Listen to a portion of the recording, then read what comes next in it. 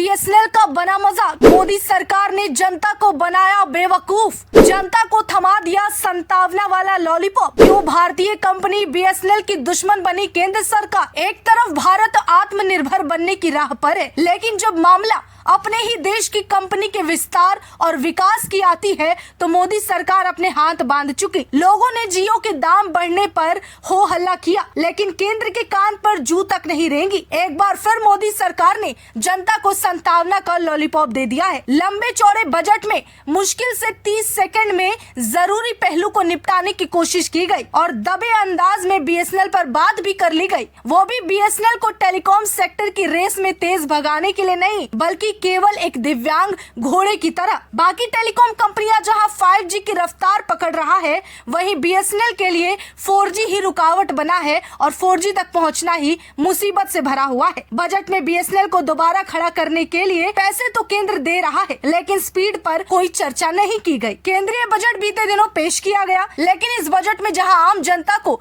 इस बात की उम्मीद थी कि टेलीकॉम कंपनी में हो रहे उतार चढ़ाव को लेकर बात होगी, इस मामले में भी मोदी सरकार ने जनता को बेवकूफ बनाया। जियो के प्राइस हाइक से जो हड़कंप टेलीकॉम मार्केट में बचा, उसका सीधा असर जनता के जेब पर पड़ने लगा। लेकिन बेहद अफसोस की बात है कि रिचार्ज और बाकी सर्विसेज के बढ़ती कीमतों पर भी कल के बजट में केवल 1 मिनट तक बात की गई, जबकि ये ऐसा मुद्दा था जिसे लेकर सोशल मीडिया पर कुछ दिनों से त्राही मांग रहे थे लोग। जियो की कीमतों में बदलाव का असर ऐसा हुआ कि लोगों ने अपना रुख सालों से पीछे जाती बीएसएनएल की तरफ करना सही समझा, क्योंकि एकमात्र बीएसएनएल ही था जो पब्लिक के लिए पॉकेट फ्रेंडली सेवाएं दे रहा था। हालांकि विपक्ष का कहना है कि जब भी बात बीएसएनएल की आती है तो केंद्र सरकार को सांप सूंघ जाता है, क्योंकि केंद्र भी बीएसएनएल की बढ़ती लोकप्रियता और मार्केट में बढ़ती मांगों से खुश नहीं है। न केवल जियो बल्कि वीआई और एयरटेल भी लंबे समय से पहले ही अपनी सर्विसेज महंगा कर चुका है।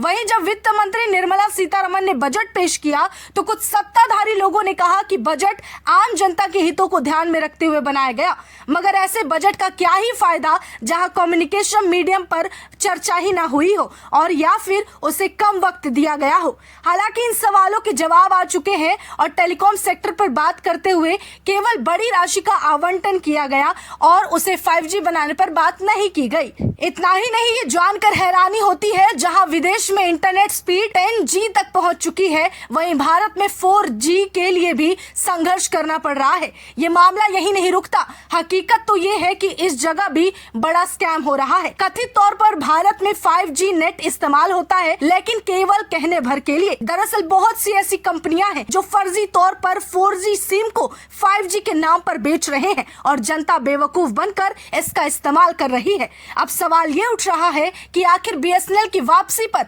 मोदी सरकार चुप क्यों हो जाती है या इस पर पहल क्यों नहीं करती। सच्चाई तो ये है कि एक तरफ जहां टेलीकॉम सेक्टर 2014 के वक्त सरकार बदलते ही कांग्रेस को निशाने पर लेकर खरी खोटी सुनाते हुए बीएसएनएल के घाटे में जाने का जिम्मेदार बताया गया, वहीं उस दौरान इस फील्ड में एंट्री होती है अंबानी की और उसके बाद बीएसएनएल पर मोदी सरकार कुछ भी काम नहीं करते हैं।